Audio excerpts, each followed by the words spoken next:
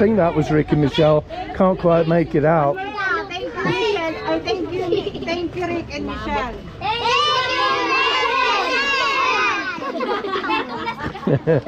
Bless them.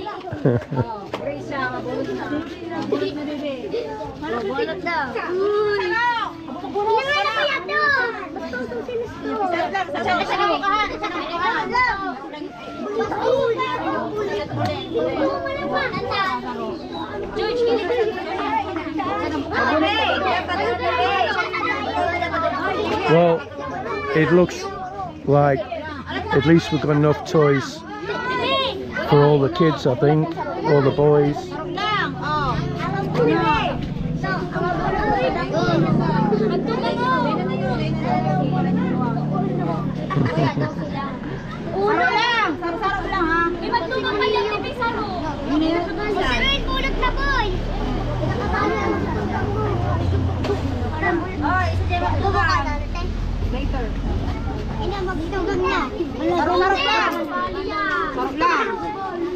I'll make sure the little ones get something.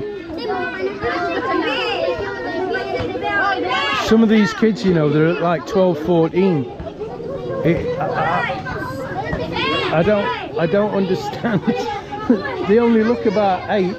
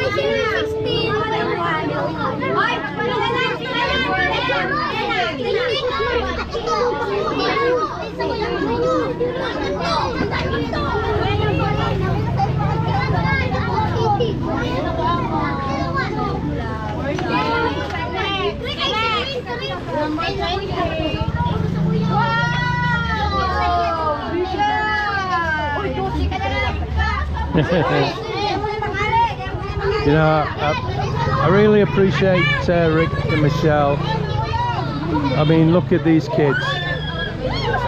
It makes your day when you see a smile on the face. These kids wouldn't normally get anything like this, let me tell you. They're just pleased if they get some nice food at Christmas, birthdays, that kind of thing.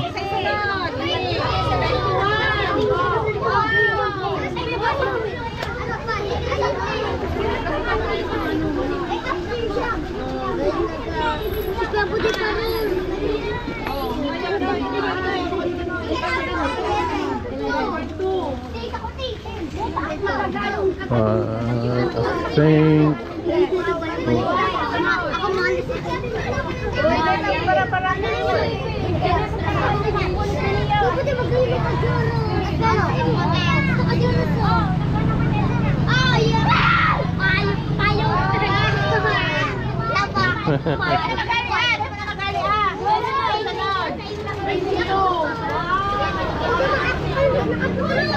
it's raining and this camera's not waterproof and I got the external mic on it.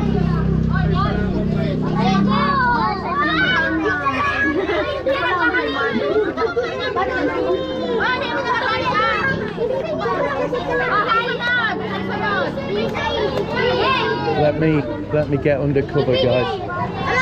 Hello. Let me get in. That's better. You can see a bit better here as well.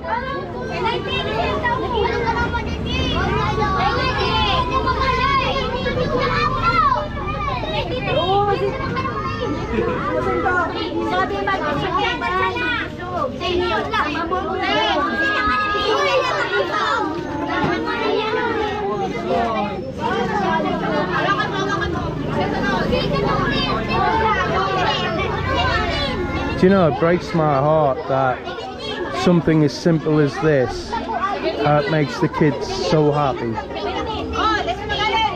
And they deserve it, bless them, because they've got nothing, absolutely nothing. Like you've seen, some of them are walking around with no shoes.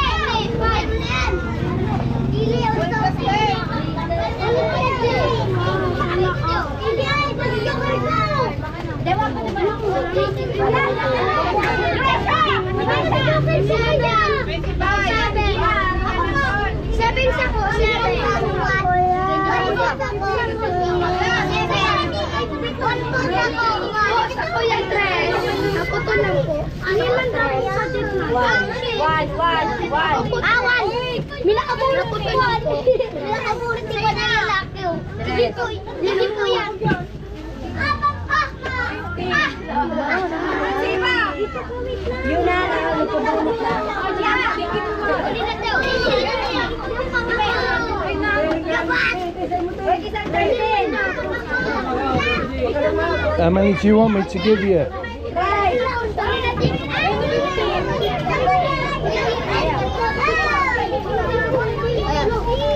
Wait.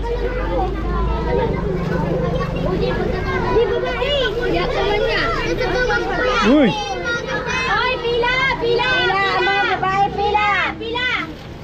Oy! Ate Beth!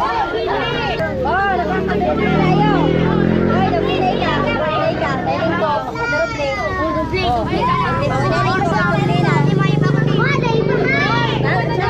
Nagduruble na ate! Nagduruble na!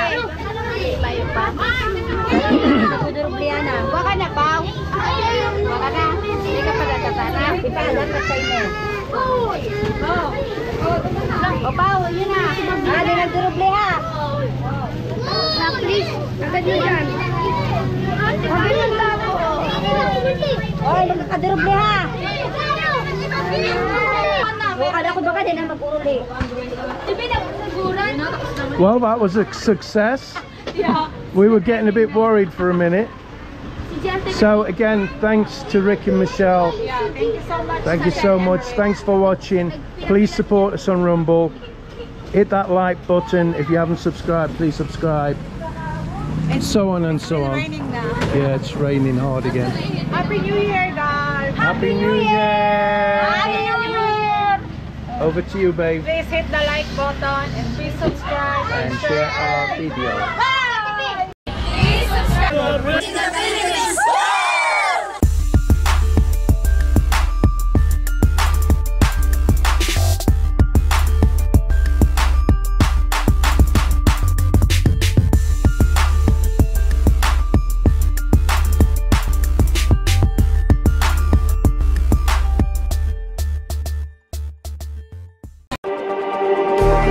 Just like the street lights lit this town, like a fire in a blaze, gotta burn it down. Can't be afraid to live this out.